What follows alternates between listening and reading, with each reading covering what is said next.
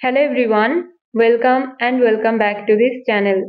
এই ভিডিওতে আপনারা শিখতে চলেছেন রান রিলেটেড ৮ ধরনের ফ্রেজাল ভার্বের ব্যবহার। এই প্রতিটা ফ্রেজাল ভার্বের বাংলা অর্থ এবং এই ফ্রেজগুলো আমাদের ইংলিশে কেমন সিচুয়েশনে ব্যবহার করতে হবে আমি সমস্ত কিছু আপনাদেরকে খুব সহজে বোঝানোর চেষ্টা করব। তো ভিডিওটা আপনারা স্কিপ না করে পুরোটা দেখুন। আশা করছি আপনারা এই ভিডিওটা থেকে অনেক নতুন জিনিস শিখতে পারবেন। তো আর দেরি না করে চলুন ভিডিওটা শুরু করা যাক।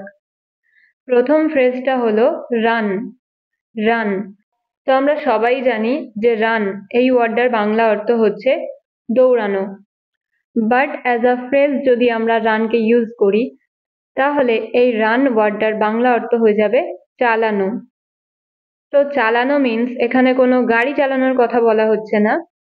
এই ফ্রেজটাতে চালানো মানে হচ্ছে কোনো দোকান চালানো, কোনো স্কুল চালানো, কোনো ইনস্টিটিউট চালানো, এরকম অর্থে রানের ব্যবহার করা হয়। For example, I am running a business.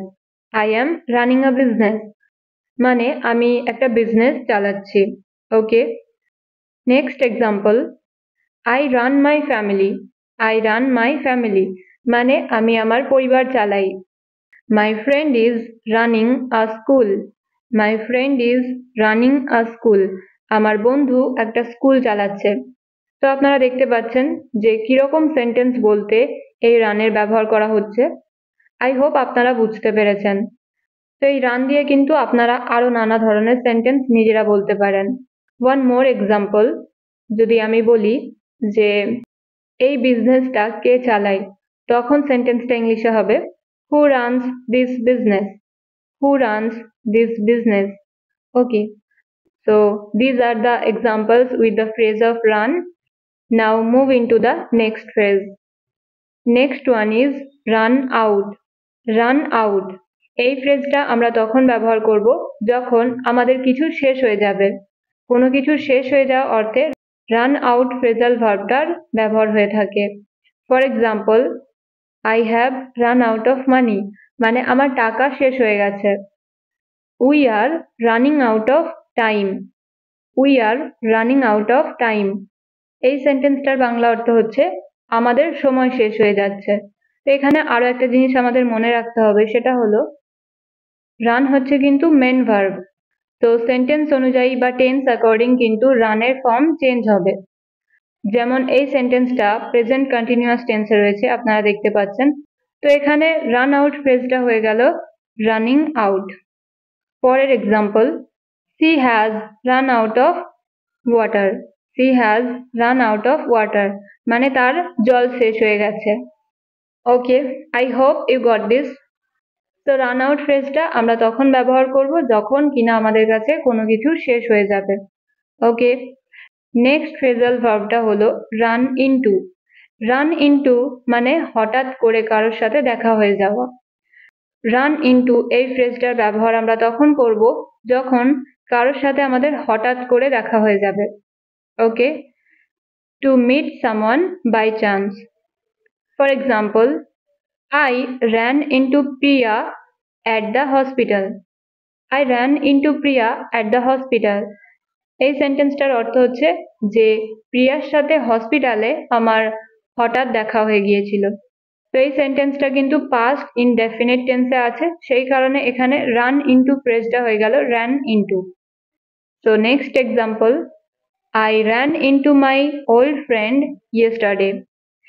I ran into my old friend yesterday. তো এই সেন্টেন্সটার বাংলা অর্থ হচ্ছে গতকাল আমার পুরানো বন্ধুর সাথে আমার দেখা হয়েছিল। পরের ফ্রেজাল ভার্বটা হলো রান ইন। রান ইন এই ফ্রেজটার বাংলা অর্থ হচ্ছে অ্যারেস্ট করা। অ্যারেস্ট করা। For example, the police finally ran in the thief. The police finally ran in the thief মানে অবশেষে পুলিশ চোরকে অ্যারেস্ট করেছে। পরের example, I will run in you. I will run in you আমি তোমাকে অ্যারেস্ট করব। এই সেন্টেন্সটার বাংলা অর্থ আমি তোমাকে অ্যারেস্ট করব।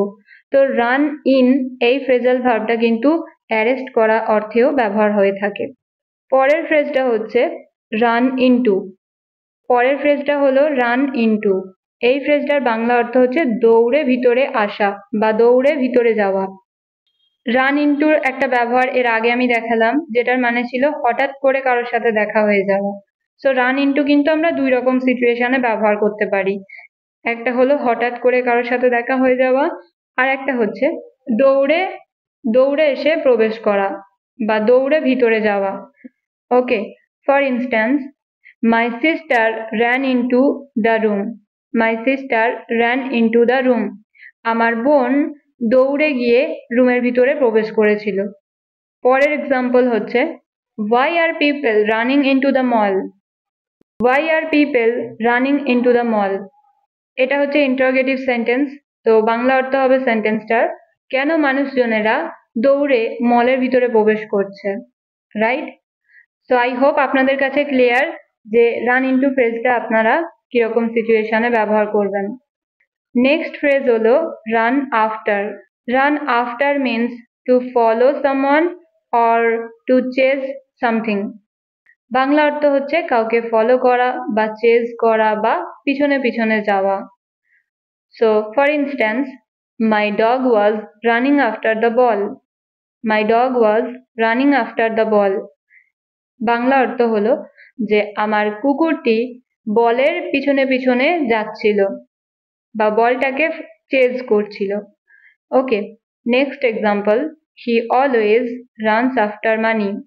হি অলওয়েজ রানস আফটার মানি। এই সেন্টেন্সটার বাংলা অর্থ হচ্ছে যে সে সবসময় টাকা পয়সার পেছনে ছোটে। সে সবসময় টাকা পয়সার পেছনে ছোটে বা সে সবসময় টাকা টাকা করে। তো এরকম সেন্সে রান আফটার ব্যবহার হচ্ছে। ওকে, আরো একটা এক্সাম্পল যদি আমি বলি, I will not run after this job anymore. I will not run after this job anymore. মানে আমি আর এই জবটার পিছনে দৌড়াবো না। তো আপনারা বুঝতে পারলেন যে রান আফটার ফ্রেজাল ভার্বটা কিরকম সিচুয়েশনে ব্যবহার করতে হয়। So now moving to the next phrasal verb. Next one is run away. Run away means to escape. Bangla অর্থ পালিয়ে যাওয়া। For example, now you can't run away. Now you can't run away. মানে এখন তুমি পালিয়ে যেতে পারবে না। পরের example, did you see anyone run away? Did you see anyone run away? তুমি কি কাউকে পালিয়ে যেতে দেখেছো? Did you see anyone run away? Okay. The thief could not run away. এই সেন্টেন্সটার বাংলা অর্থ হচ্ছে যে চোরটা পালিয়ে যেতে পারেনি। সো আই হোপ আপনারা বুঝতে পারছেন যে রান অ্যাওয়ে ফ্রেজটা কিরকম সিচুয়েশনে আপনারা ব্যবহার করবেন।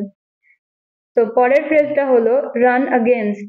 রান আগেনস্ট এই ফ্রেজটার বাংলা অর্থ হচ্ছে সাথ না দেওয়া, মানে কাউকে সাপোর্ট না করা। For example, lakh is running against me.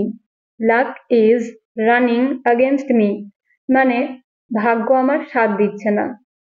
এই সেন্টেন্সটার বাংলা অর্থ হচ্ছে যে ভাগ্য আমার সাথ দিচ্ছে না। Lakh is running against me. My friend ran against him. My friend ran against him. আমার বন্ধু তার সাথ দেয়নি বা তাকে সাপোর্ট করেনি। My friend ran against him. My friend ran against him. ওকে, তো ফ্রেন্ডস, অলরেডি আমি আপনাদেরকে রান রিলেটেড 8 ধরনের ফ্রেজাল ভার্বের ব্যবহার দেখালাম। আশা করছি এই ফ্রেজাল ভার্বগুলো নিয়ে আপনাদের আর কোনো কনফিউশন নেই বা কোনো ডাউটস নেই। প্রতিটা ফ্রেজাল ভার্বের অর্থ এবং প্রতিটা ফ্রেজাল ভার্ব আপনারা কেমন সিচুয়েশনে ব্যবহার করবেন সেটা আপনারা খুব ভালোভাবে বুঝতে পেরেছেন। That's it for today's video. তো এই ভিডিওটা যদি আপনাদের ইউজফুল মনে হয়ে থাকে বা ইনফরমেটিভ লাগে তাহলে ভিডিওটা কিন্তু অবশ্যই লাইক করবেন, and yes, don't forget to share it with your friends and family. So the video is going to end here. Thank you so much for watching. Stay happy and keep learning.